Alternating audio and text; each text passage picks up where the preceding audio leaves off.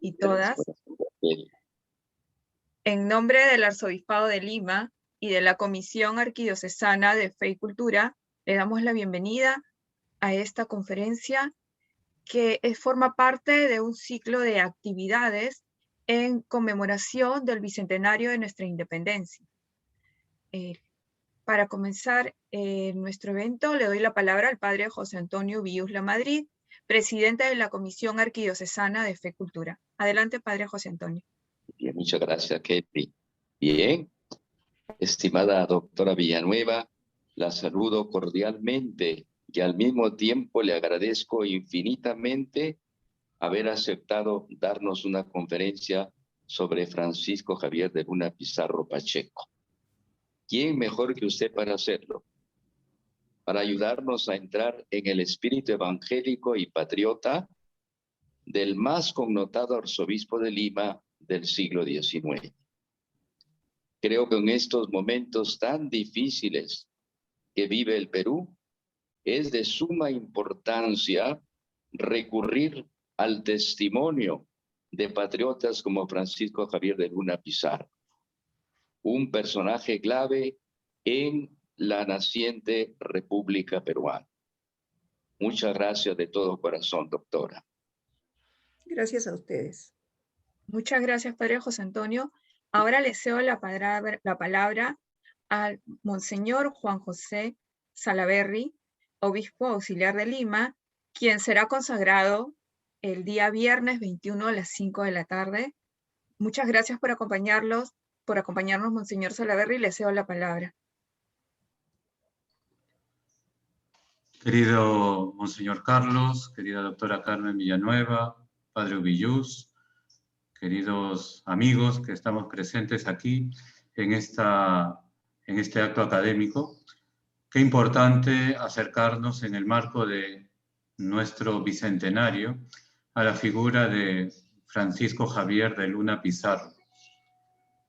El fondo de la acción de la Iglesia en el momento histórico del país lo podemos ver ejemplarizado muy bien en la figura de Luna Pizarro, un eclesiástico que vivió su vocación de eclesiástico, que vivió su compromiso con la Iglesia, pero también que vivió con mucha pasión su amor por la patria. Yo quisiera introducir nada más esta charla de la doctora Carmen Villanueva, evocando una frase que se inscribe en el retrato de Francisco Javier de Luna Pizarro en la Galería de Obispos de Lima. Esta frase dice: «Quasi luna plena in diebus lucet». Alumbró en su época como luna llena. Quasi luna plena in diebus lucet. Como luna llena que refleja la luz del sol. Evoca esta frase la vocación religiosa y ministerial de Luna Pizarro como defensor incólume de los principios católicos, como servidor de la Iglesia, en varios ministerios, en Arequipa, pero también y sobre todo como pastor de la Iglesia de Lima. Quasi luna plena in diebus lucit, como luna llena que ilumina en medio de la oscuridad. Luna Pizarro cumplió su misión en medio de una realidad muy difícil e inestable, las controversias políticas que afectaban al pueblo, los problemas económicos, las brechas sociales entre unos y otros, hacían muy pronunciadas las tinieblas en la época de Luna Pizarro. Y se necesitaba una luna llena que ilumine en medio de esas tinieblas. Como luna llena, hace referencia también a la formación de Luna Pizarro. Estamos ante un clérigo sumamente ilustrado, que de joven se forjó en el seminario de San Jerónimo de Arequipa, que se especializó en la Universidad de San Antonio Abad del Cusco, que recibió formación en España, pero sobre todo, y como debe de ser, toda esa formación que recibió la puso al servicio del pueblo y al servicio de la Iglesia. Y entonces es una luna que integró muchos conocimientos para servir al pueblo desde su ministerio, desde esta vocación de servicio. Quasi luna plena in diebus lucit, como luna llena, habla también de la integridad de vida de Luna Pizarro. Por eso, en el marco del Bicentenario, evocar la figura de Luna Pizarro es mostrar no solamente el preclaro eclesiástico que se puso al servicio de Dios, de la Iglesia y de la patria, sino sobre todo poner delante de nosotros, pastores, religiosos, fieles, un referente digno de emular en estos tiempos que mutatis mutandis son similares a los de Luna Pizarro y que urgen la presencia de lunas llenas que iluminen la oscuridad. Doctora Villanueva, en nombre de nuestra arquidiócesis de Lima, conocedores de su ciencia, es un gusto tenerla entre nosotros, poderla escuchar y, bajo su atenta reflexión, examinar nuestra misión actual como miembros de la Iglesia, que no solo alaba y rinde culto a Dios, sino que se pone al servicio del pueblo de Dios en la coyuntura en la que nos encontramos. Gracias, doctora, por aceptar la invitación de la Comisión de Fe y Cultura y le escuchamos con mucha atención. Muchas gracias, pero desde luego soy yo la que agradece, porque cuando uno ha tenido la oportunidad, de alguna manera por circunstancias muy fortuitas, de acercarse a un personaje como este, realmente uno lo que quiere es difundir. Y realmente usted tiene toda la razón, estamos en momentos de todo tipo, en los cuales es necesario recurrir a buscar que no todo en el pasado estuvo mal. Mucha gente piensa que estamos mal ahora porque todo estuvo mal en el pasado, y no es tan cierto, ¿no? Hay muchas personas, y Luna Pizarro es una de ellas, quizá el más preclaro, pero una de ellas, que hicieron con razón o equivocándose, pero siempre lo mejor que quisieron para que el país saliera adelante, ¿no? Para que el país se hiciera sus instituciones dentro de la ley, dentro de la libertad, pero también dentro de las normas que debían tenerse. Bien, primero quiero pedirles disculpas, y pedirle disculpas a Kelly, naturalmente, porque mi profesor Luis Jaime Cisneros estaría muy disgustado conmigo de ver que no tengo suficiente entonación buena. Porque mi título era Francisco Javier de Luna Pizarro, 20 arzobispo de Lima, político liberal, eclesiástico conservador, en pregunta, ¿ya? Porque hay muchas cosas que decir, pero yo no entoné bien y naturalmente salió en total positivo. Lo que quiero decir con esto, y creo que es importante, voy a dedicar solo unos minutos porque sé que no tenemos mucho tiempo, que hay que hacer algunas consideraciones previas para poder entender a Luna Pizarro. El liberal, primero que nada, ¿qué entendemos por liberalismo? ¿Qué estamos entendiendo por liberalismo? En esa época, sobre todo. Sobre las ideas que estaban vigentes en España, de donde venía la educación y la tradición de los colegios y de las instituciones hispanoamericanas. Una cosa que la que estábamos hablando hace un momento, la experiencia de vida, no es lo mismo que una persona en Hispanoamérica o en el Perú se sienta liberal que una persona que está en Europa y se siente liberal. O sea, no es lo mismo, ¿ya? Pero al lado de todo eso está lo que está pasando en Europa. Eso es muy importante. Es la época en la que él vive y en la que él viaja a España. Es una época en que la política española se tambalea, prácticamente se derrumba la monarquía española, después se producen alianzas, hay una lucha para restaurar el absolutismo después de la guerra contra Francia y Napoleón. Es decir, hay todo un panorama europeo que es tremendamente influyente. Ahora bien, dentro de ese panorama europeo que busca la restauración del antiguo régimen, está incluido el papado, porque no está entre los nuevos movimientos. Los estados pontificios formaban parte de este panorama de reinos europeos.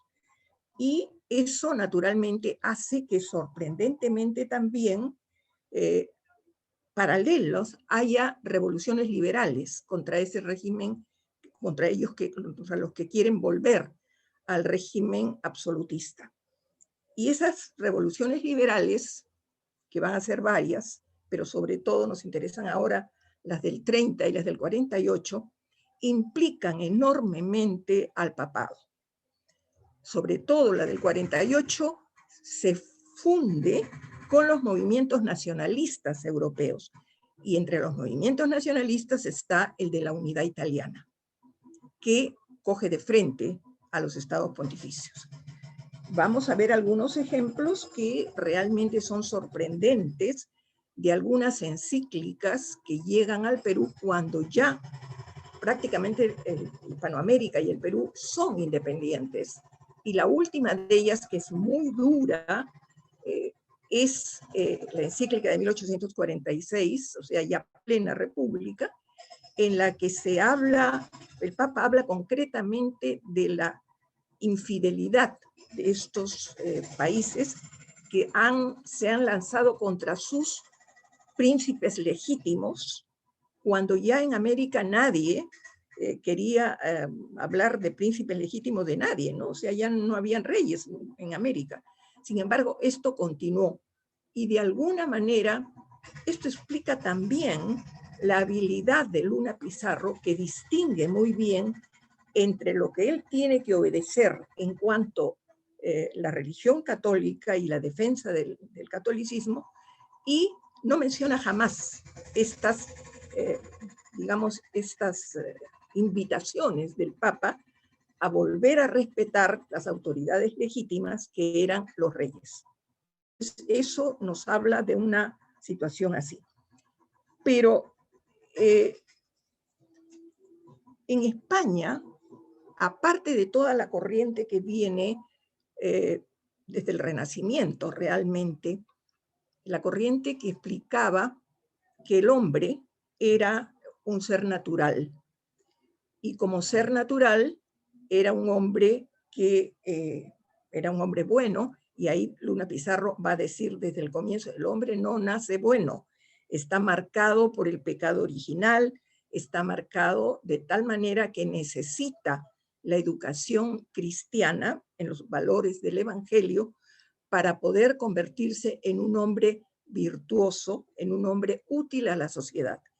El hombre virtuoso y el hombre útil a la sociedad eran principios liberales, pero él está partiendo de otro punto de vista.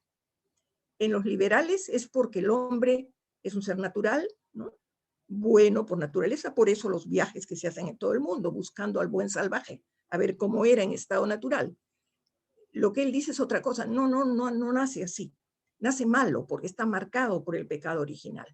Y entonces hay que educarlo cristianamente. Los liberales decían, bueno, el hombre libre es un hombre igual a los demás, todos los derechos naturales salen de allí, de tal manera que este hombre no debe confiar solamente en su razón, porque es lo único que lo diferencia de los animales. Entonces, si confía en su razón, quiere decir que la religión comienza a tambalear allí, porque ellos van a decir, la religión no se entiende racionalmente, por consiguiente comienza a decrecer el papel que ellos asignan a la religión y dicen, no, lo que pasa es que la religión natural, o sea, lo que el hombre, estos seres supremos, como los de la Revolución Francesa, nunca religiones reveladas, porque la religión revelada es superstición. Luna Pizarro no dice eso naturalmente, ¿no? Lo que él dice es, el hombre es malo, hay que educarlo cristianamente. Llega al mismo punto, hay que educarlo en valores para que sea hombre útil a la sociedad. El gran principio de los liberales, el hombre útil. Pero ya estamos viendo que se va llegando desde distintos puntos de vista bien alejados unos de otros. Esa ilustración, en realidad el movimiento ilustrado que se va a vivir en España, va a ser muy importante y va permeando la educación. Lo que tenemos acá en las reformas de Rodríguez de Mendoza, por ejemplo, en Chávez de la Rosa, en el mismo Martínez de Compañón, en el Obispado de Trujillo, y naturalmente en el de Quito, que es realmente extraordinario, Pérez Calama, es también reformador de la Universidad de Quito. Son este grupo de ilustrados católicos que van a tener una gran importancia dentro de lo que es, digamos, la situación de América en ese momento. Les digo, Pérez Calama, el Mercurio peruano, decide publicarle el informe de su visita y sus recomendaciones, porque si ustedes la miran, está en el Mercurio peruano, es realmente increíble la cantidad de observaciones y de recomendaciones que hace de todo tipo sobre la higiene, la salud pública, etcétera, etcétera, pero de una, digamos, tan concretos realmente, que uno dice, bueno, si a este señor lo ponían de gobernante, mejoraba todo, ¿no? Así. Él ahí, y sobre todo, lo que nos llega más de cerca, Chávez de la Rosa, ¿no? Chávez de la Rosa reforma también el seminario de San Jerónimo, había venido a Arequipa con 32 baúles de libros, donde había de todo, porque son gente que no está, digamos, constreñida por lo que debe leer y lo que no debe leer. Chávez de la Rosa se carteaba con el virrey Gil, que era otro ilustrado, y se hablaban de la Revolución Francesa, se mandaban papelitos que habían encontrado cada uno con las traducciones de los acuerdos de la Asamblea, etcétera, etcétera. Por supuesto, también, el virrey también fue condenado por la Inquisición, o por lo menos investigado, ¿no? Cuando la mentalidad de Chávez de la Rosa, que influye tremendamente en la de Luna Pizarro, por ejemplo, cuando él ya está en España de regreso, las Cortes de Cádiz, que son cortes que van buscando la reforma del Estado, deciden la abolición de la Inquisición. Chávez de la Rosa sale a las calles a felicitar públicamente a las Cortes por haber abolido la Inquisición. Mientras en Lima, Luna Pizarro escribe sobre el saqueo que habían hecho el pueblo de los archivos de la Inquisición y de los bienes, y él dice, pero es que no debían haber terminado ahí, debían haber quemado todo, porque ¿para qué los guardan? ¿No? Entonces, al día siguiente, el arzobispo dijo, excomunión al que no devuelva los papeles, y todos los devolvieron. Y el comentario de él es, pero ese tártaro debió desaparecer de todas maneras, ¿no? Entonces, él siempre está en consonancia con esta ilustración cristiana que va a ser tan importante realmente. Y Chávez de la Rosa se va por eso, ¿no? Se va porque quiere reformar el convento de Santa Catalina, que según las costumbres iban allí todas las señoritas de las familias distinguidas, etc. Porque o te casabas o te ibas de monja, no había alternativa. Entonces eran gente con mucho poder. El convento de Santa Catalina tenía mucho poder. Pero Chávez de la Rosa se da cuenta que las cosas no estaban funcionando como era debido y quiere reformarlo. Como por patronato toda reforma tenía que pedirse a España, tenía que pedirse al Consejo de Indias, el rey le dice, no, pues el rey dice, me voy a complicar la vida en Arequipa, ¿para qué? No lo autoriza y eso hace que Chávez de la Rosa se retire. Renuncia y se retira. La experiencia de vida del virreinato la hemos estado un poco conversando aquí antes de empezar, y esto yo creo que es cabal para que todos los historiadores pensemos primero en esto, ¿no? Estos hombres que estudiamos, fueran los que fueran, los que viven en cualquier momento de la historia, son personas. Mis alumnos son personas, no personajes, porque cuando son personajes los estereotipamos, ¿no? Liberal, conservador, etcétera, etcétera, impío, como decía el virrey Pezuela, lo que fuera.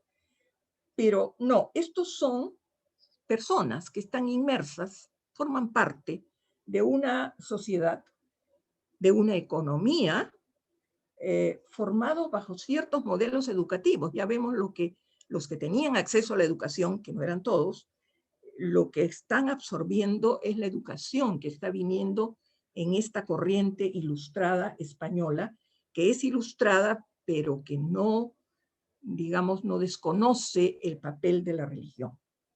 En el caso del Perú es muy serio, porque se trata de una sociedad muy compleja, muy fragmentada, en la que Luna no tenía mucha fe. Decía, con este tipo de población heterogénea no podemos llegar a muchos sitios. La legislación decía, hay una república de españoles, que eran los blancos, y una república de indios, ya. Pero luego trajeron los esclavos, aparecieron los mestizos, los mulatos, los zambos, los chinos y muchos más. Según tenían, como decíamos en un momento, los porcentajes de sangre de uno u otro.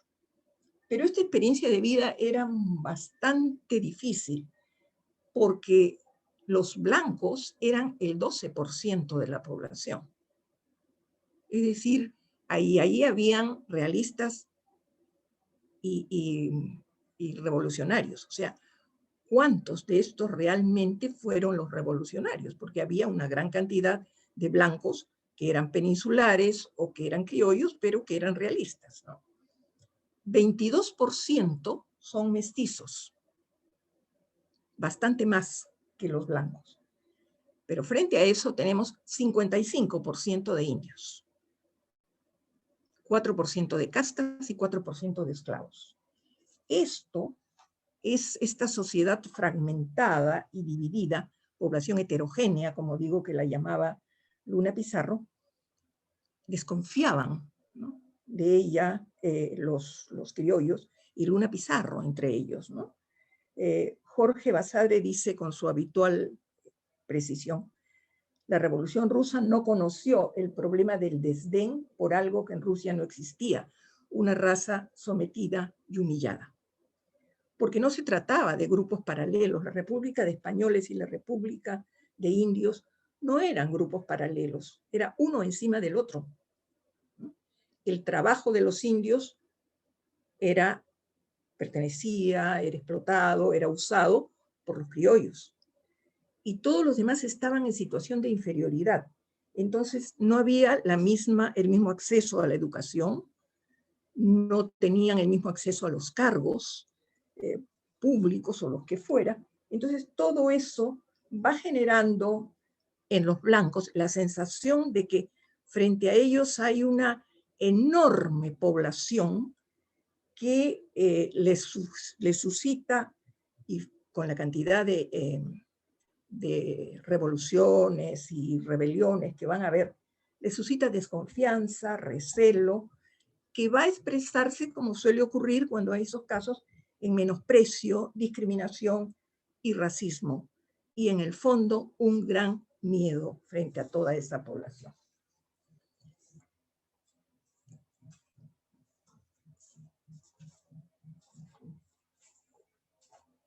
Ya sabemos lo que va a pasar con la situación española, ¿no? Invasión francesa, revoluciones liberales, y un enfrentamiento que yo a veces cuando veo algunos enfrentamientos que dicen que hay en la sociedad española, digo, pero no han cambiado mucho, ¿no? Así, porque realmente el enfrentamiento por razones ideológicas, por razones de cualquier tipo,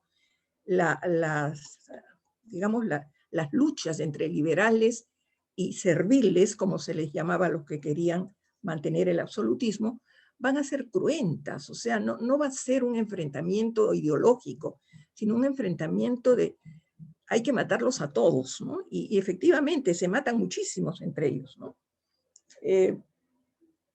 El panorama europeo, entonces, además del panorama español, tiene que ver con todo esto, con la Santa Alianza, por ejemplo, con la restauración absolutista, y paralelamente el avance del liberalismo en su sentido más contrario posible al nacionalismo mismo y al anticlericalismo, ¿no? Y en medio de todo eso, lastimosamente, el problema del Papa, incluido dentro de todo eso. En Hispanoamérica sabemos que muy pronto se produce el hecho de, frente a toda esta situación, sobre todo la situación española, inmediatamente se comienza a producir lo que se ha llamado la eclosión de las juntas. O sea, grupos agrupados sobre todo en los cabildos van a comenzar a decir, bueno, ya, si allá se están rebelando, nosotros también. Entonces comienzan a rebelarse y curiosamente, y eso es lo que va a crear tremenda diferencia entre españoles y americanos, lo que va a pasar es que los españoles van a decir, sí, pero las juntas de acá está bien, buscan al que regrese el rey. Y los americanos les dicen, nosotros también. No, les dicen, pero ustedes son colonia, no tienen derecho. O sea que sus juntas no valen. Sus juntas son insurgentes. Bien, son puntos de quiebre que va a haber en el proceso de la independencia.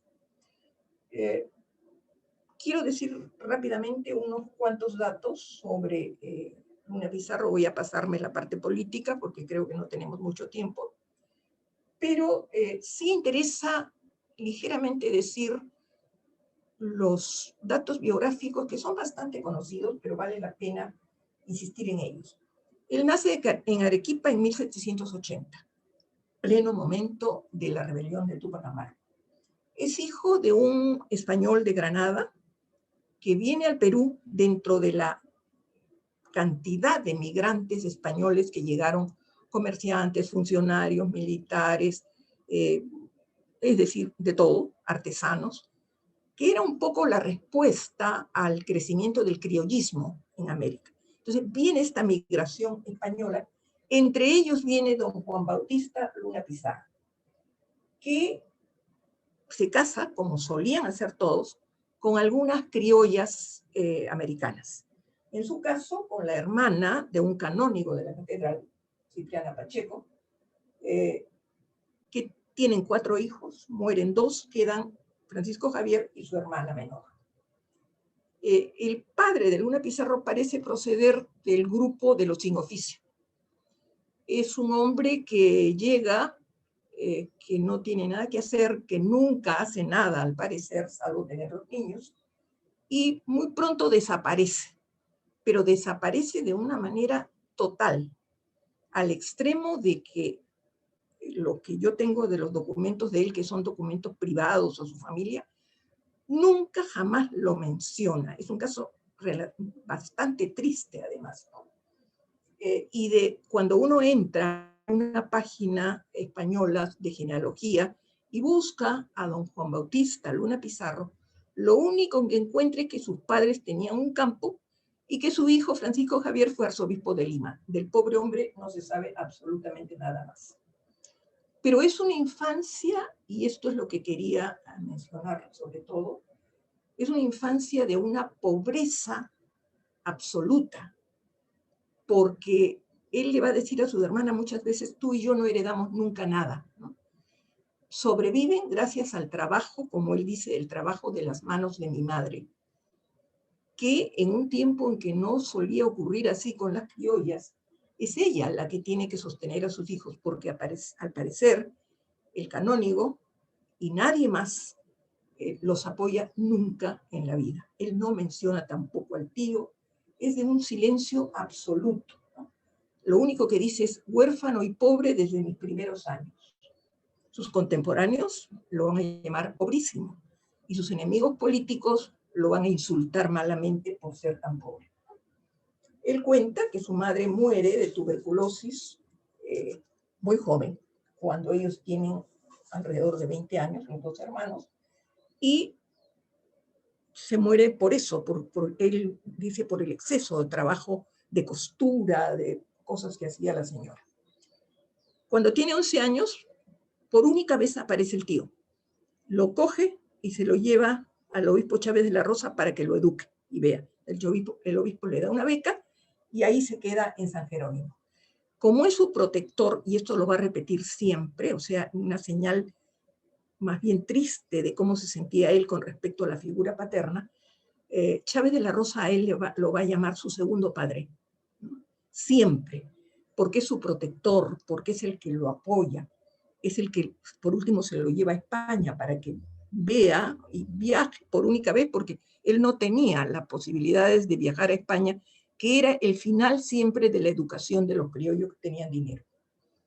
El tío no, en realidad él no lo menciona, lo sabemos por los documentos que existen en el archivo arzobispal, ¿no? Que es el tío el que lo presenta, ¿no? Tiene que presentar al obispo y decirle que es un hijo de legítimo matrimonio, etc. Eso lo garantiza el tío y vuelve a desaparecer. Nunca más.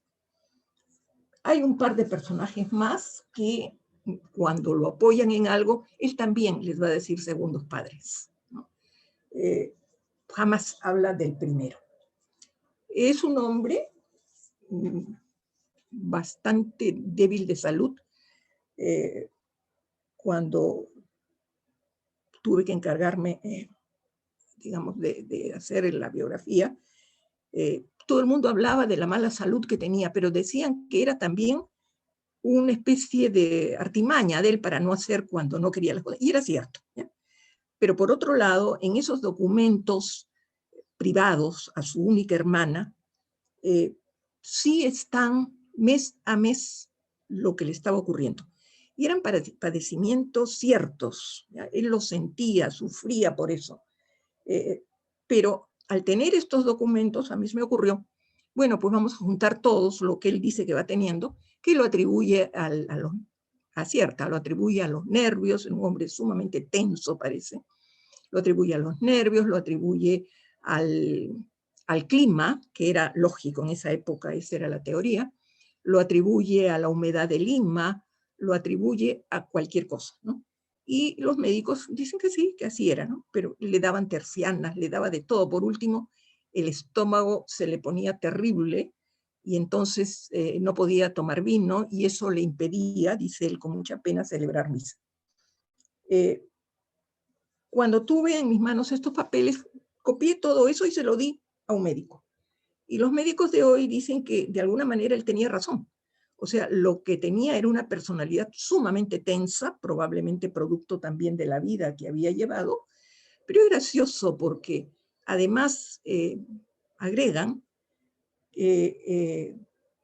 cómo debió ser físicamente. Y me dijeron que debe haber sido, por todo lo que tuvo, un hombre de 1,60 m más o menos, delgado. Y él, cuando habla acerca de sus sobrinos, insiste en que hagan lo posible porque crezcan y porque sean robustos, porque él sabe lo que dice la gente de las personas que no lo son. Bolívar, que era uno de sus mayores enemigos, lo va a calificar enclenque, mequetrefe, monigote. Entonces, era cierto, pues que era un hombre menudo más bien, ¿no? Termina sus estudios brillantemente, graduado de abogado en la Universidad del Cusco, porque en Arequipa no había universidad todavía. Toda la gente de Arequipa se iba al Cusco a graduarse. Chávez de la Rosa lo lleva a dar la excusa de que va a escribir sus memorias y lo necesita, y entonces lo lleva a España, donde se encuentra la invasión de Napoleón en España. Pero también encuentra las Cortes, esta asamblea que pretendía reformar el Estado español bajo normas distintas que la del absolutismo anterior. Entonces, él llega consigue, o sea, Chávez de la Rosa le consigue ser capellán de algo para que gane algo, porque si no, no podía sobrevivir. Y se dedica más bien a comenzar a hacer su carrera política. Participa entre los peruanos que están allí en las elecciones para diputados peruanos y es elegido suplente. Él cuenta muy secretamente después que cuando él empata con otro peruano que estaba allí, y que tenían que poner los dos nombres en un ánfora y alguien sacar el nombre. Él no lo dice sino muchísimos años después, cuando ya está la restauración absolutista y están presos todos los que habían sido diputados, liberales y todo. Él dice que nadie vio nunca qué puso Morales Duárez dentro de esa ánfora y que él y varios tuvieron la sospecha de que solo había puesto las dos boletas con el nombre del que ganó, que era su compañero de estudios de San Carlos, de la misma sociedad, etcétera, etcétera, ¿no? Pero en fin, sabemos si eso ocurrió. Pero eso sí, él asiste a las cortes porque le interesa la política. Es curioso, él cura, como él llamaba cura de almas, solo va a ser en su vida unos poquísimos meses, porque él declara que le tiene terror a la cura de almas. Lo suyo es la organización, la administración, el manejo de las cosas. Es un hombre con gran formación en ciencias. Lo que él enseña en San Jerónimo no es filosofía ni teología, es matemáticas. Y a eso es lo que un historiador de hace muchísimos años dice, que Luna tenía una mentalidad de matemático, que pensaba como matemático y hablaba como político. Y eso lo vamos a ver después en su acción también en la catedral.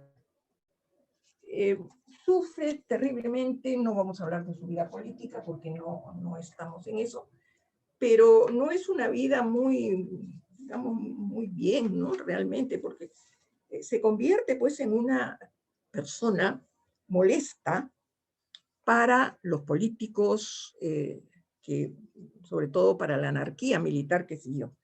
Entonces, él va a participar, pero, digamos, la gente no está segura, sobre todo los autoritarios, los caudillos militares, no se sienten seguros con él, porque era un hombre que atraía con sus argumentos y, de hecho, él convencía al Parlamento, al Congreso, para votar en determinada forma y poner como jefes del Ejecutivo a personas que eran, como se ha dicho después, intachables, impecables, pero no autoritarios, aunque fueran militares, como fue el caso de Lamarr, a quien puso 2 veces de presidente.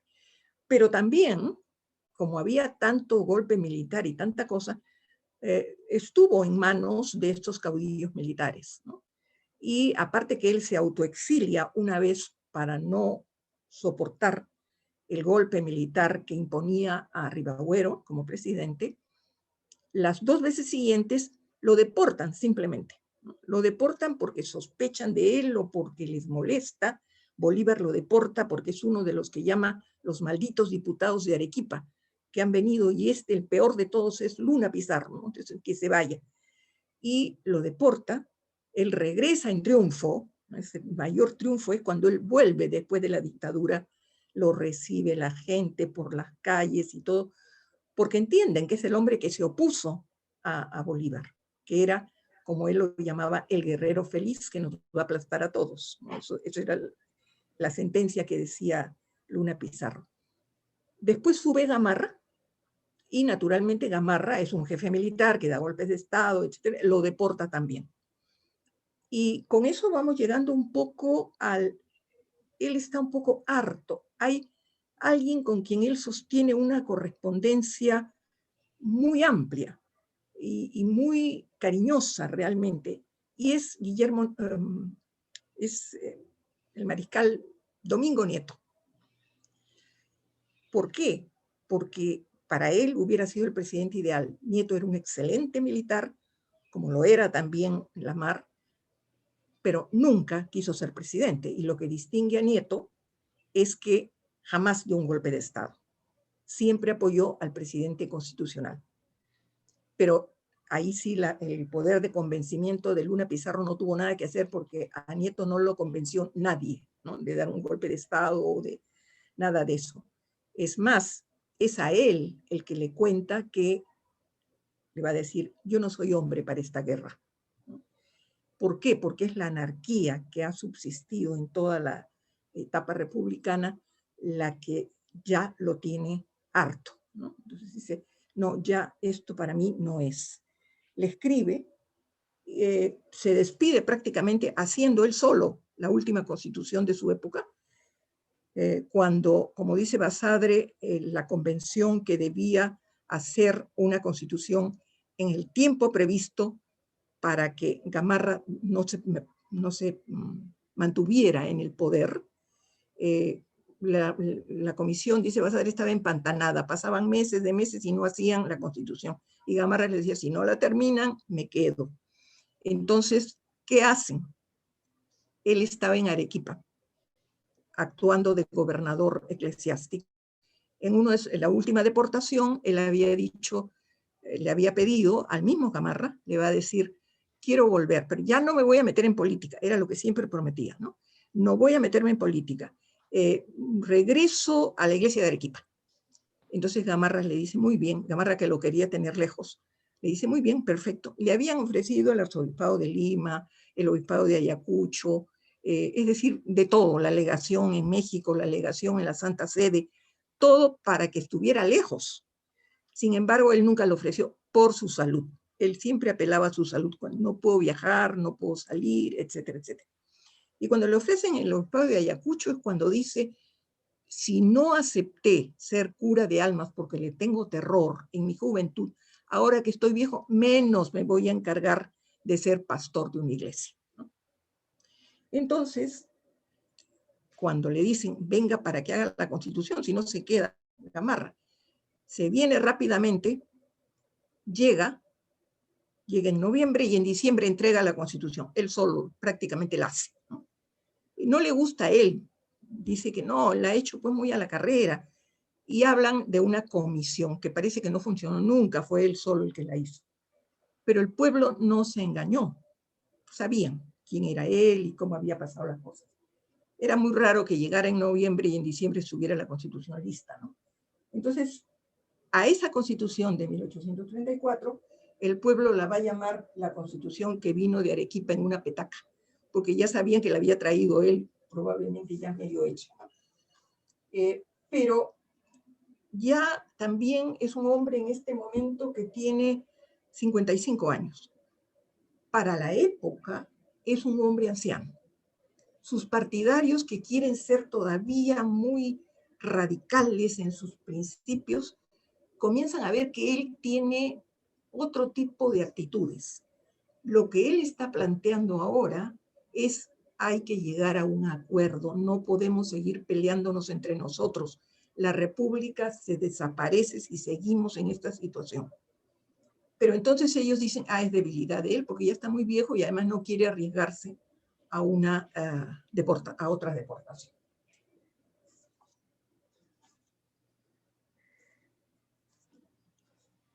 Su insistencia en llegar a un acuerdo es lo que sus partidarios van a decir: no, ya no, pues no funciona mucho.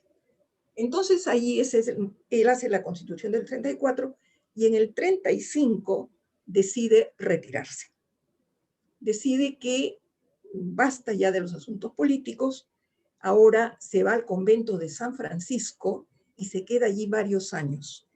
Por un lado, está alojado ahí, pero por el otro también lo que hace es trabar una relación muy especial, como se ha dicho, con la espiritualidad franciscana, porque es allí, en los claustros, donde después va a comprar 2 claustros para instalar el renovado seminario de Santo Toribio, que para él va a ser su gran obra. O sea, su mejor obra va a ser la reforma y la renovación total del seminario de Santo Toribio.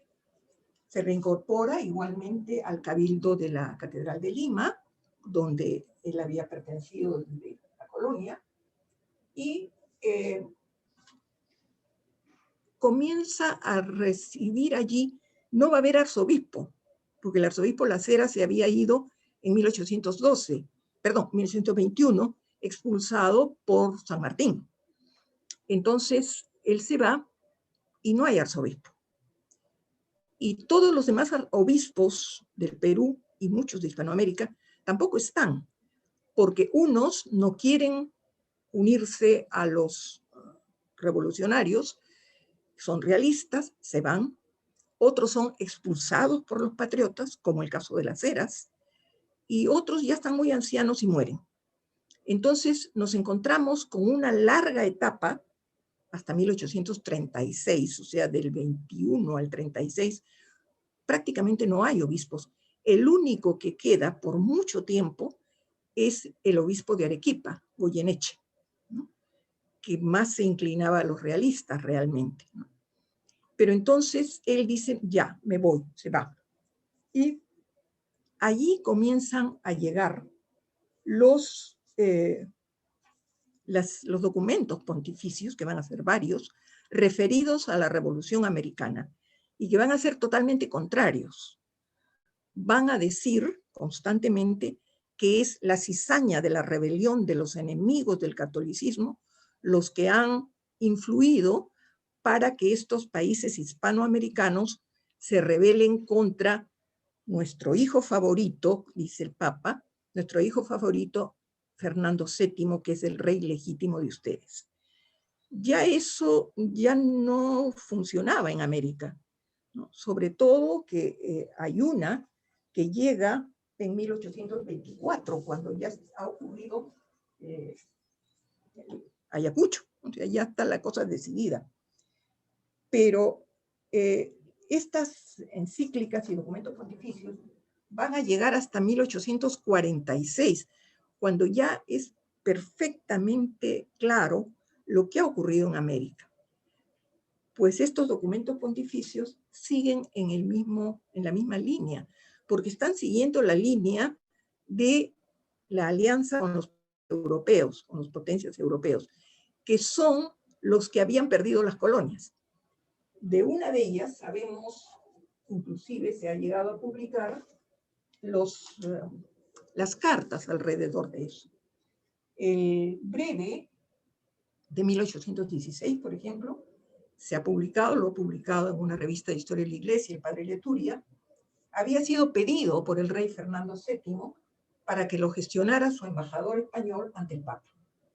Las cartas publicadas dicen que, deseoso el Santo Padre de contribuir a la pacificación de América, se ha prestado inmediatamente a dirigir a los obispos y al clero de aquellos dominios el breve conveniente para exhortarlos a la obediencia al rey, la tranquilidad y la concordia. El rey encargó luego que el embajador español diera a su santidad las debidas gracias. Y así hay varias encíclicas a insistir en lo mismo, en que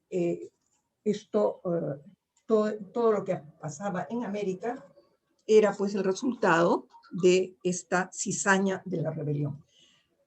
El Papa fue advertido por algunos otros delegados en la Santa Sede que esto podía tener, digamos, efectos contradictorios, que esto podía ser mal tomado en América, donde por lo demás los países que ya se habían declarado independientes habían inmediatamente pedido reunirse con el Santo Padre porque sus congresos también les pedían que hicieran nuevos concordatos, pero esto no se tuvo por muchísimo tiempo realmente, ¿no? La política europea, realmente los delegados que envía Colombia, por ejemplo, para tratar este asunto, no se les recibe. En toda Hispanoamérica, los países asumen como herencia colonial el llamado patronato. Es decir, el patronato español que había conseguido los reyes católicos de la Santa Sede era eso, ser patrones de la Iglesia en Indias. No se podía hacer nada en Indias, en el aspecto religioso, sin que antes pasara por el Consejo de Indias y la autorización del rey. En Lima se hacen 6 concilios provinciales sobre evangelización, educación, etc. Nada de eso podía entrar en vigor si antes no lo aprobaba el rey. Eso era el patronato. Y los países hispanoamericanos, cuando se declaran independientes, dicen, bueno, nosotros también. Entonces nosotros tenemos el patronato. El patronato va a ser de larga duración realmente. En el Perú, el patronato termina en 1980 con el gobierno militar, que acepta la propuesta del episcopado peruano ya a la luz del Vaticano II, y ahí termina el patronato. Pero imagínense ustedes, estamos hablando del siglo XX, bien avanzado, y esto venía desde la colonia. Lo que va a ocurrir con el arzobispado de Lima es que si bien hay liberales, muy liberales en el Congreso del año 23, ninguno de ellos, en el caso del Perú, en el caso de los otros países hispanoamericanos es un poco distinto, en el caso del Perú, son también producto de una cuidada educación en los colegios que habían existido, San Carlos, ¿no? Todos ellos habían sido donde enseñaban derecho canónico. Entonces es cuando se recibe la noticia de la muerte del arzobispo Las Heras en España, que Mariátegui, que es un regalista, liberal y masón, pero conocedor del derecho canónico, recién avisa al gobierno peruano y le dice, toque a sede vacante, ha muerto el arzobispo Las Heras y podemos pedir un nuevo arzobispo. En ese momento, el Papa Gregorio XVI había confirmado a la Arquidiócesis de Lima como sede primada del Perú. Este respeto al derecho canónico va a observarse algunas veces más. Hasta 1846, por ejemplo, a pesar de todos los pedidos de los gobernantes y todo, no se cambia la oración colecta en que se rezaba por el rey. Que ya nadie podía ver al rey, lo odiaban a muerte, pero a la hora de la misa rezaban por el rey, porque eso era parte del canon de la misa y tenía que ser autorizado el cambio por la Sagrada Congregación de Ritos. No se cambia hasta que, siendo obispo Luna Pizarro, llega la autorización de la Congregación de Ritos diciéndoles que ya pueden rezar por la nación peruana. En ese momento se cambia. Ya en el resto de América se había cambiado muchísimo por los cabildos eclesiásticos o por las autoridades. En Paraguay es un caso muy curioso. Apenas se declaran independientes y después de un tiempo nombran dictador a Gaspar de Francia. Francia ordena que lo que se debe rezar en la oración colecta es "y por nuestro dictador". Eso no ocurre acá. Los primeros arzobispos anteriores a Luna Pizarro van a ser Jorge Benavente, un paceño, el primer arzobispo, con el cual ocurre una cosa muy curiosa. Benavente, cuando se le presenta para ser arzobispo, dice que quiere como obispo auxiliar a Luna Pizarro. Y se acepta. Llega todo perfecto. Y en ese momento Benavente dice, no lo quiero, mejor no. ¿Por qué? Porque dice, es muy enfermo, no va a poder ayudarme lo suficiente.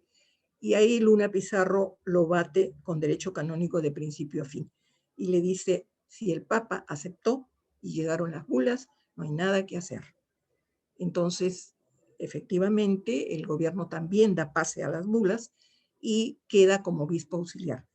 Lo que hemos visto en los archivos es que Luna colabora con él ampliamente, sobre todo porque él era un experto en los asuntos de trato con la gente del gobierno, etc. Entonces, En el archivo arzobispal están las cartas en las cuales se le dice, no haga esto, mejor diríjase de tal manera, haga tal otra cosa, para ayudarlo a, digamos, a que no vaya a caer en alguna cosa terrible. Doctora, nos con quedan el 5 gobierno. minutos. Disculpen, nos quedan 5 Sí, minutos. lástima, lástima, lástima. Bueno, lástima porque en realidad entrábamos a la parte arzobispal. Lo que puedo decirles es que cuando llega, él ya lo conocía, estaba en el Cabildo Eclesiástico desde el año 12, pero obviamente era pues un personaje menor, ¿no? Allí. Era medio racionero. Cuando ya llega como vicario capitular y como arzobispo, comienza por lo que él cree que es más serio realmente, que es poner orden. Parece que la catedral era un desorden espantoso, no solamente en el edificio, que estaba cayéndose por dentro, por fuera, era realmente un desorden terrible, pero tampoco habían ornamentos, no había misales, se estaban robando el Cristo del crucifijo del altar mayor, es decir, era un desorden total. Y él lo que va a insistir de principio a fin, imagínense su primera, esto es, manden a hacer sellos, o sea, para ponerle el cúmplase a lo que tiene que hacer. Esta situación de desorden, de baja de recursos, ¿no? Como son los diezmos, sobre todo, que van bajando constantemente, y el cabildo, que había sido de lo más entusiasta cuando se dijo lo van a presentar, dijo, sí, nosotros ni votamos, suficiente, maravilloso, pero no supieron nunca que lo que iba a hacer al entrar era las primeras medidas para ordenar el cabildo, porque parece que los cabildantes entraban a los oficios y a los 5 minutos se iban, no se quedaba nadie, entonces se les dice, no, pues tienen que quedarse, ¿no? Y ellos dan una serie de explicaciones reales, bueno, pues hagan todo lo que quieran antes, pero a la hora de los oficios se quedan.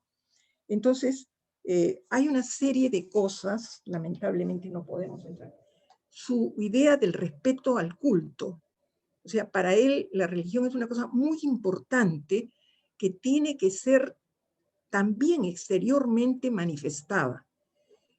Entonces, no entiende cómo en las procesiones van de cualquier manera, no solamente el público en general, que ya parece que era un desorden total, sino los mismos clérigos. Entonces dice que vayan adecuadamente vestidos, que recen completo, que cuando se dice se van a suprimir días festivos, que eran una barbaridad de días, para lo cual había una autorización del Papa Benedicto XIV desde el siglo XVIII.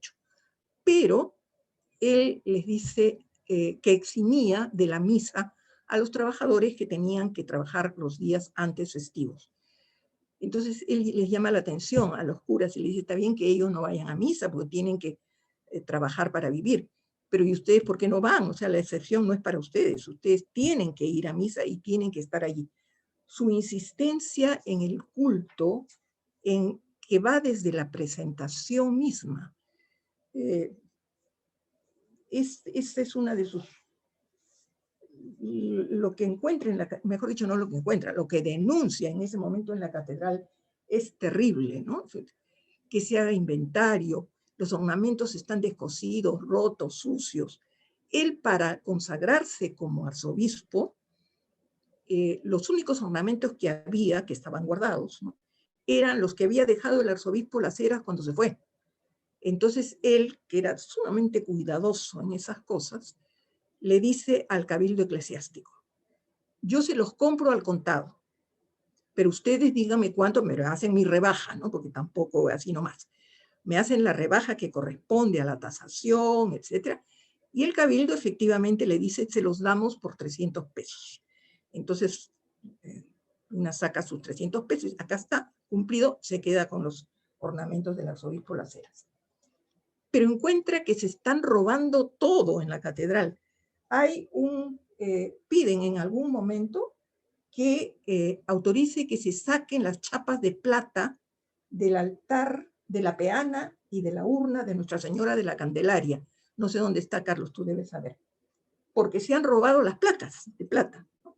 Entonces ellos quieren que saquen las demás, que autorice él, para con esa plata venderla y ponerle una protección al techo porque el agua se está filtrando. ¿Se imaginan ustedes la catedral, que aunque el agua se le filtraba adentro, ¿no? Para que no entre la lluvia, dice, ¿no? Y poder pintar y arreglar. Ahora, el cabildo era bastante severo en los gastos, porque sí había algún dinero. Cuando él entra, comienza a autorizar que se pague de los fondos que se llamaban de fábrica. Y él dice, está bien. En ese momento, ya cuando él está en el gobierno eclesiástico, el intendente de policía y la ciudad están tratando de embellecer la plaza. Y la parte de la catedral parece que era un desastre, ¿no? La parte del antiguo cementerio estaba abandonada y allí lo habían convertido los vecinos en un muladar, ahí tiraban la basura. Habían las famosas covachuelas, que eran de los cabildantes, entonces ellos no querían sacarlas. Entonces, aunque sea que las pinten, ellos dicen, no, no hay plata, ¿no? Entonces, él dice de fábrica, o sea, de los fondos de fábrica que se haga todo eso. Entonces, realmente va a mandar comprar telas para los ornamentos, es decir, hay toda una tarea que lamentablemente ya no tenemos tiempo para ver el problema con Vigil, ¿no? El problema con Vigil que él consideró que era el más importante de su arzobispado, que lo maneja, pues Vigil está un poco en la línea de los liberales europeos, y él, y por supuesto Luna no va a aceptar eso, logra que salga un breve de condenación, pero el breve tenía que tener, para ser publicado, que lo conocieran los fieles, tenía que ser aceptado y aprobado por el gobierno. Luna sabía que no lo iban a aceptar.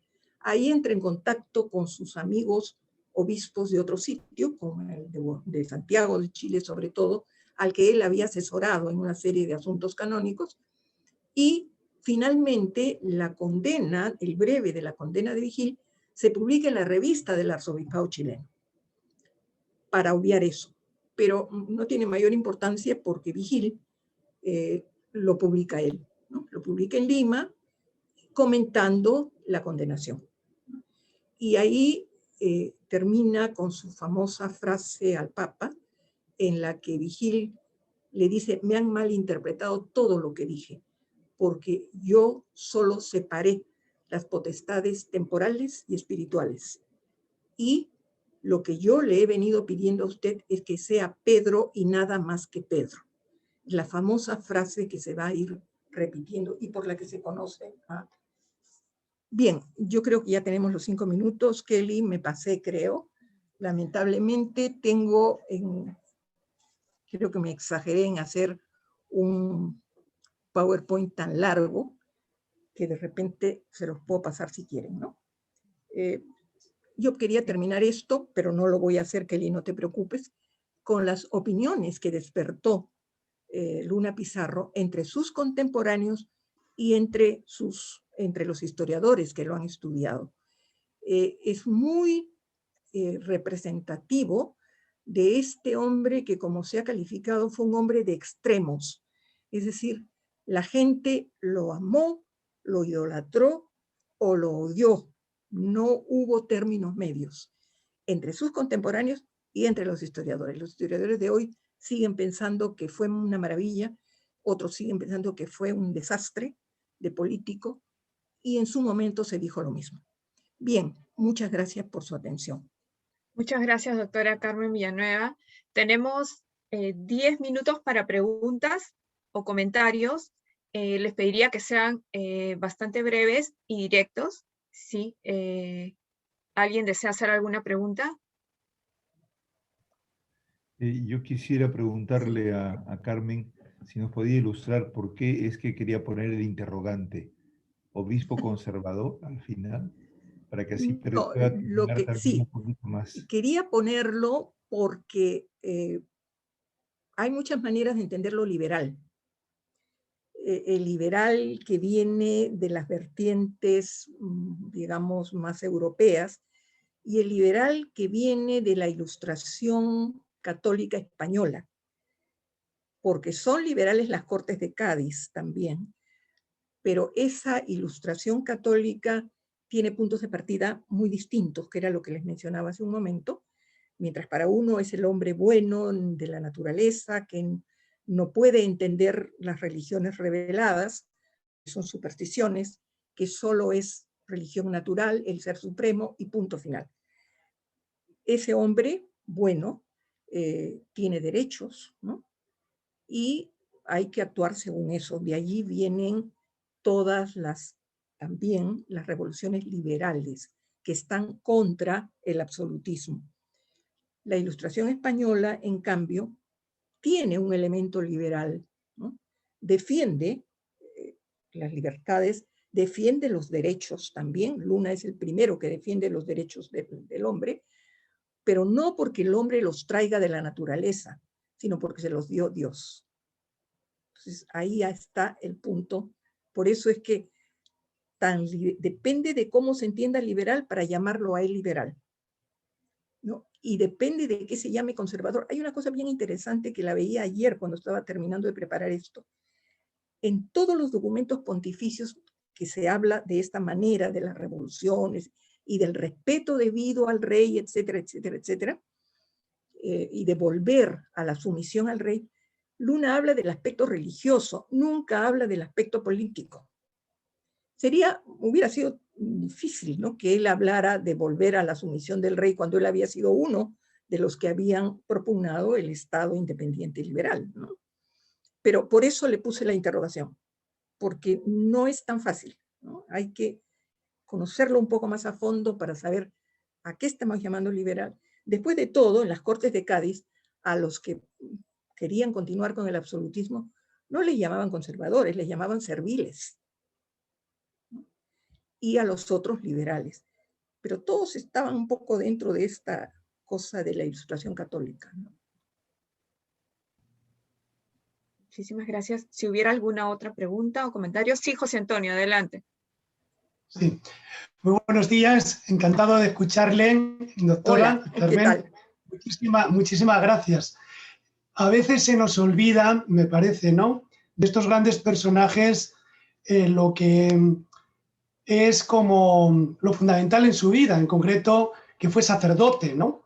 Y la mayoría de las motivaciones arrancan justamente de ese talante sacerdotal, aunque luego lo manifieste en el compromiso político, social, solidario, ¿no? Entonces, me ha gustado mucho de su libro y también de las conferencias cuando analiza también la espiritualidad y el talante también personal. Por ejemplo, él favoreció que se reabriese el seminario de Santo Toribio. Entonces él va a estar muy cercano también. Si no, digo, ¿qué nos podría así hablar, ¿no?, de esa faceta también, ¿no?, sacerdotal? Cuando les decía hace un momento que los hombres no nacen buenos, hay que educarlos, y hay que educarlos cristianamente, ¿no? A él le preocupa mucho, y si uno lee otro tipo de obras sobre Lima y sobre el Perú, ve que las costumbres eran bien difíciles de entender y justificar desde su punto de vista. Por eso mismo, él le presta mucha atención a la educación. Por eso quiere que vengan, para él su obsesión es que vengan los jesuitas, porque él cree que son los que dan la mejor educación, ¿no? Y como dice, y va a decir Unanue también, ahora en este momento solo se da educación pagana. Entonces quiere que vengan los jesuitas, quiere que vengan los cordícolas, y a ver si alguno de ustedes sabe quiénes eran los cordícolas, porque alguna vez me puse a buscar y encontré que eran los padres de los Sagrados Corazones, lo cual era posible porque él los quiere traer de Chile, ¿no? Pero el problema es cuando se lo dije a un padre de los Sagrados Corazones, me dijo, no, nosotros no somos los cordícolas, entonces ya no sé quiénes eran, ¿no? La verdad que alguien tiene que saber eso. Pero bueno, hay un movimiento por la educación que hace que lleguen las madres de los Sagrados Corazones también, ¿no?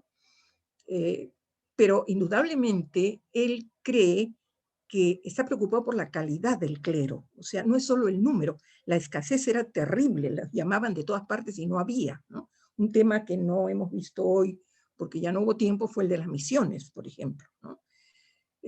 Porque chocaban con una cosa, este Estado nuestro, que todavía sentía el rechazo a lo español y a lo extranjero, no quería que vinieran sacerdotes extranjeros, pero no había nacionales tampoco, ¿no?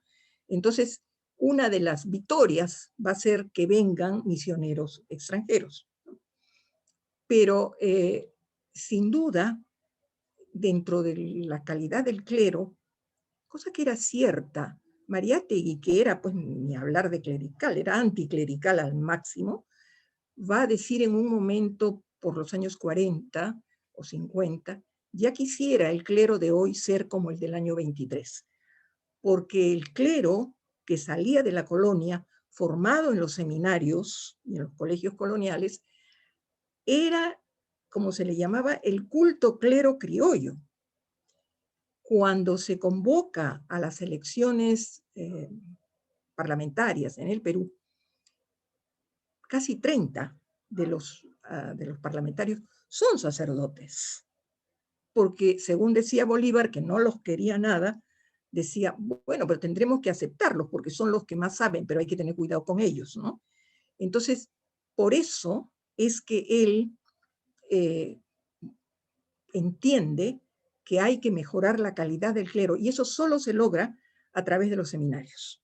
Entonces, favorece mucho y apoya el seminario de Trujillo, pero el de Lima, naturalmente, Santo Toribio, es para él su gran obra, a tal punto que le hace los reglamentos, le pone un reglamento de estudios que realmente yo no sé quién sobrevivió, porque era una cantidad de cursos terrible, pero como él era un hombre de ciencia, les pone una cantidad de cursos de geometría, física, álgebra, es decir, una cantidad tremenda. Y por supuesto, latín, porque ahí él no perdonaba a nadie que no supiera latín. Y entonces, cuando hacen los primeros exámenes, él y sus obispos asisten al examen de latín. Seguramente querían estar seguros de que los seminaristas sabían latín adecuadamente. Entonces, es su obra favorita. Es decir, no solo es que se preocupa por la parte intelectual, no había dinero porque las rentas que le quedaban al seminario eran mínimas absolutamente, y aunque va a contar con la ayuda del presidente Castilla y del presidente Echenique, también lo que le otorgan no alcanza. Todo lo que podía, digamos, el presupuesto del Seminario Santo Toribio con las rentas que le dan, llega al 30%. El 70% restante lo pone él. Lo pone él de su asignación de arzobispo. Y junta, como dice Basadre, con grandes problemas, y lo mismo dice Monseñor Damer, con gran sacrificio, junta todo el dinero que puede y hace un fondo de 60,000 pesos. 60,000 pesos era una cantidad bien grande. A veces algunos presidentes de la República ganaban 35,000, 40,000 pesos. Él junta 60,000 y los deja para el que le compren el local. Y en el local provisional que tiene, inmediatamente que le instalen agua perenne, dice así. Ya no es él, pero es su obispo auxiliar, el sucesor Pasquel, el que utiliza los 60,000 pesos para comprar el local donde va a estar el Seminario Santo Toribio, ¿no? Es una pena, sí, porque no he podido revisar más, porque el archivo de Santo Toribio está muy poco disponible. Y inclusive hay un gran cuadro del que se sabe por alguna reproducción en que él, Luna, le está entregando los nuevos estatutos al rector, al nuevo rector que había puesto, y el cuadro está bajo llave y tampoco se puede ver. Entonces, hay algunas cosas, pero en fin, de todas maneras, eso es lo que he podido extraer, sobre todo de archivos tan excelentes como son el Archivo Arzobispal, el Archivo de la Catedral, la Biblioteca Nacional, ¿no? En la sala de investigaciones, y algunos otros, ¿no? que quedan, pero muy sueltos. Lo que sí da pena y debería organizarse de una manera mucho más accesible es el Archivo Santo Toribio. Ahí está supuestamente la biblioteca de Luna Pizarro, que le trajo de Europa un gabinete de física, le entregó su biblioteca, es decir, invirtió lo que tenía y lo que no tenía en Santo Toribio. Pero no se encuentra, no se puede revisar. Muchas gracias, doctora. Bueno, en cuanto a eso, le puedo decir que estamos trabajando en un proyecto para catalogar nuevamente, porque ya fue catalogado alguna vez el archivo, Sí. pero sí, se perdió el catálogo, lamentablemente, en algún momento de las mudanzas y esto. Sí, yo Pero pienso que es eso. así es, como el señor Carlos ya hemos conversado de poner en valor el archivo, vamos a hacer un proyecto para catalogarlo y digitalizarlo, vamos a trabajar también con los mismos Qué seminaristas. bueno, entraré de nuevo. Así es, con Porque yo mucho sé gusto. que yo hablé con Laura Gutiérrez, que es la directora del Archivo Arzobispal, y me dijo que todo eso había sido muy bien organizado y registrado por los administradores anteriores del seminario, los misioneros del Espíritu Santo, pues, que ellos, me dijo, trabajaron muy bien. Pero cuando yo fui me dijeron que parte había sido separada para, digamos, ponerla en una caja fuerte, me parece, del rector. Entonces esa parte no estaba en el acceso, ¿no? Y no estaba, digamos, ya la otra parte accesible. Me daba un poco de miedo porque la señorita que trabajaba allí me dijo que esos documentos, cuando venía alguien con autorización, se prestaban. O sea, venía una persona y decía, necesito estos para llevármelos, y se los llevaba. Entonces yo no sé cuántos fueron devueltos o algo por el estilo.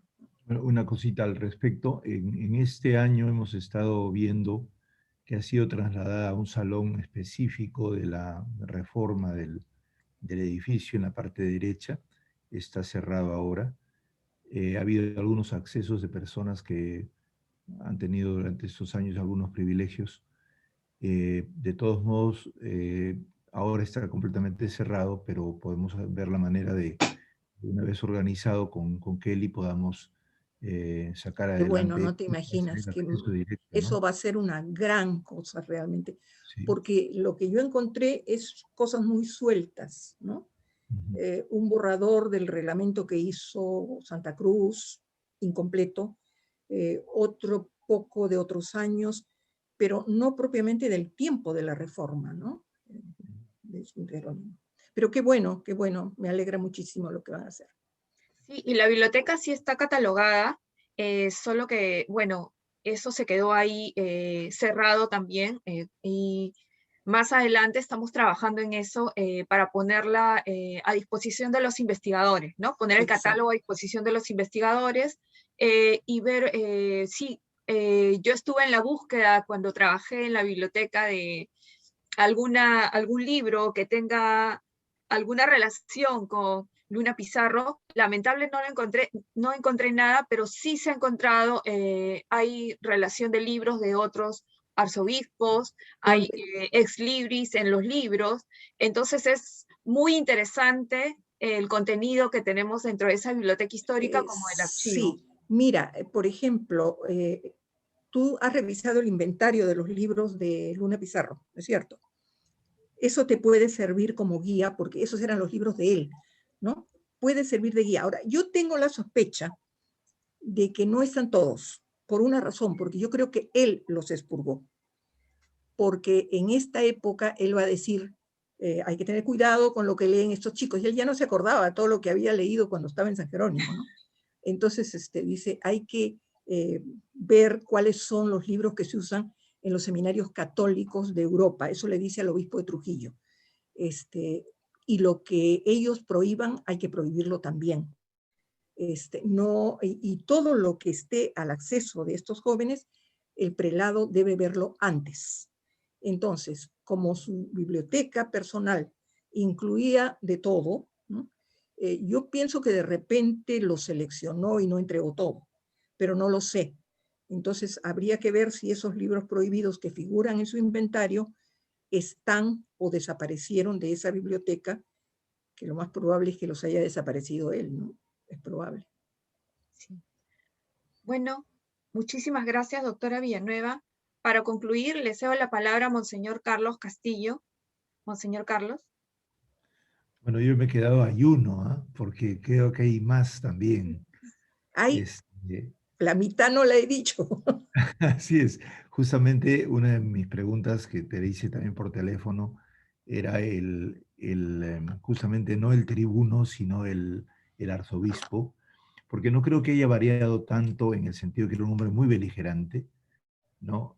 Era muy convencido de lo que pensaba y esta estructura interesante que tú dices, liberal católica, en el sentido de ilustrada católica, es decir, la fe tiene un papel, digamos, de enaltecedor de una razón nueva, digamos, ¿no? Sí. Para no quedarse en la razón estrecha iluminista, ¿no? En ese sentido, creo que necesitamos trabajar eso porque creo que de esa corriente de pensamiento liberal, digamos, católico, ha derivado una visión también moderna, ya en este siglo y en el siglo anterior, de católicos que siempre quisieron tener incidencia cristiana en la sociedad, pero no manipulación ni tampoco, digamos, exclusión, ¿no? Esta vía media que luego se va a sintetizar en los famosos 3 niveles del proceso humano de liberación, ¿no? La gracia, la humanidad y la política. Se distingue. Y el que no entra en ese juego, diríamos, de sabiduría, comete riesgos de integrismo o contra la religión o a favor de la religión, que es lo que estamos viendo ahora, por falta de visión política, de visión teológica, perdón. Las dos cosas, visión política y visión teológica. Porque Realmente. no se encuentra el nivel humano que se está jugando, pues. Y entonces... Hay una cosa muy interesante Luna Pizarro lleva pues todo el prestigio de su actuación política, ¿no? Al arzobispado. Si bien hay un anticlericalismo terrible, todo lo que sea, hay un momento en que él usa también eso, y cuando José Gregorio Pasoldán, que va a ser pues el epítome del liberal, regalista y religioso y todo lo demás, que trata de hacerle la vida imposible, y en algunos casos se lo hace porque era el patronato y no había otra cosa, ¿no? Pero en un momento en que un poco se le va la mano, la respuesta de Luna es muy, es valiente y es exacta, ¿no? Le escribe rechazando lo que él ha dicho y luego le dice, respete usted a su pastor. Y Pasoldán se queda callado, ¿no?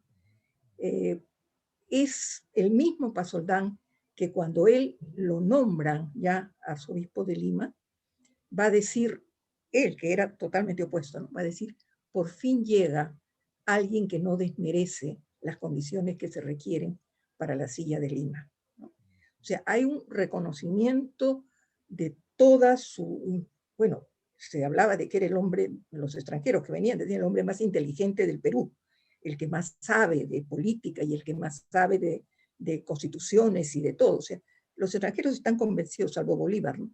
Pero bueno, Bolívar justamente por eso no lo quería, porque le complicaba la vida.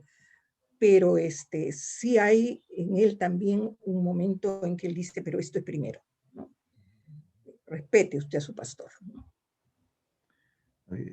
Por eso quería agradecerte mucho, porque creo que tenemos que ayudarnos con la historia a comprender un proceso muy largo en un país tan difícil, un país en donde los lazos sociales siempre han vivido con mucha desintegración, pero a la vez con mucha confrontación, siempre se hace necesario un punto de unidad. Y ese punto de unidad no es que la Iglesia lo pone por la fe, la Iglesia ayuda con la fe y simultáneamente promueve la capacidad de la sociedad de organizarse para tener fines comunes y luego los grupos políticos pueden ellos debatir entre ellos las diferencias, pero sin matarse.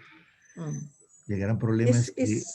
Es lo que él siempre la decía, tenemos confusión que de la ponernos razón. de acuerdo, ¿no? Y eso se dice es debilidad, ¿no? De acuerdo. Y a mí bueno, termino con esto.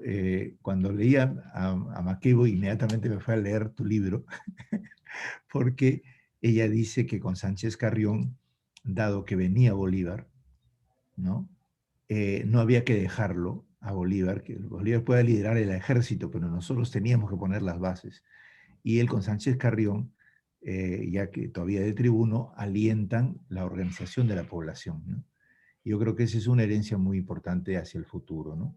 Porque también estamos ahora en una situación muy dura y necesitamos desde la fe no sustituir lo político, pero incentivar una base social congruente, una vocación al bien común que haga repercutir el gran don del Evangelio en el corazón de la vida de la gente, y la gente aprenda a desarrollar una élite política interesante, ¿no? Esto es tarea última, fundamental para el futuro del Perú, si no nos colgamos, ¿no? Muchísimas gracias. No, Carlos, gracias amiga por la Carmen. invitación. Este tema que se ha convertido, como dicen, en mi karma. Creo que me voy a ir a tu casa a escucharte toda la parte eclesial. Cuando quieras, tú sabes. Casi hemos quedado la vez pasada en eso. Cuando quieras. Sí, muchísimas gracias también. Muchísimas gracias, Monseñor Carlos. Doctora Carmen Villanueva, muchas gracias por acompañarnos. Monseñor Salaverry, Padre José Antonio, y a todos los sacerdotes y hermanos laicos que nos acompañan. Los esperamos en nuestros próximos eventos. Hay una segunda conferencia vinculada al papel de los párrocos, de los clérigos durante el proceso de la independencia. ¿Cómo fue su participación? ¿Estuvieron de qué lado? ¿No? Es muy importante saber qué pasó con nuestra iglesia dentro de este proceso independentista. Este año recordamos 200 años, conmemoramos 200 años de esta independencia, de la que nos debemos preguntar qué estamos haciendo hoy en día como iglesia para formar parte de esta conmemoración. Muchas gracias a todos y estén atentos a nuestras redes sociales. Buen día, cuídense. Hasta pronto. Gracias. Muchísimas gracias. Gracias también. Mil gracias a todos. Gracias. Muchas gracias. Muy amable.